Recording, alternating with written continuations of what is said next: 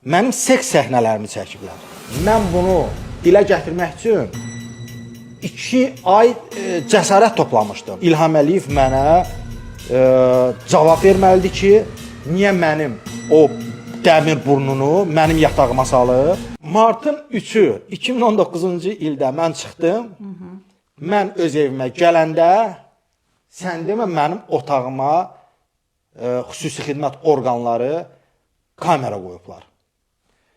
Və 2019-cu ildən mən deməli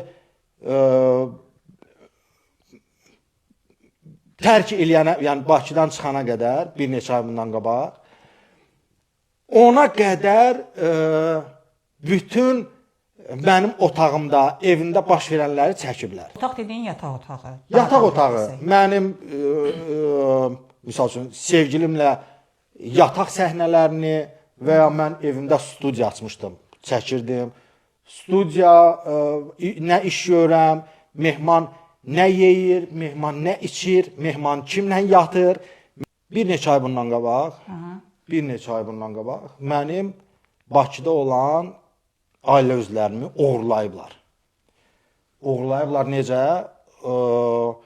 Yəni gecəykən başlarına torba keçiriblər və onları aparıblar hansısa qaranlıq otağa. Gətiriblər, qoyublar evdəki ailəmin qabağına və deyiblər ki, siz Mehman Hüseynovla danışmalısınız, bütün sosial şəbəkələrdən uzaqlaşmalıdır, sağollaşmalıdır, jurnalistika fəaliyyətinə və digər fəaliyyətlərinə son qoyulmalıdır.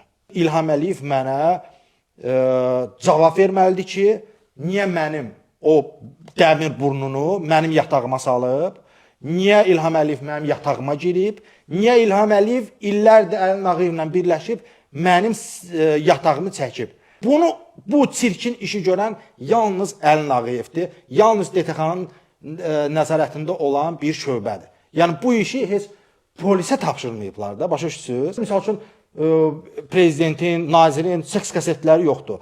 Amma mənim əlimdə o var ki, Bala İlham Əliyevin oğlu Balaca Heydər o 2018-ci ildən 19-cu dövrə güya əsgərlikdə olan vaxtı hansı Şengen ölkəsinin dəniz qırağında dincəlirdi. Bax, məndə o görüntülər var.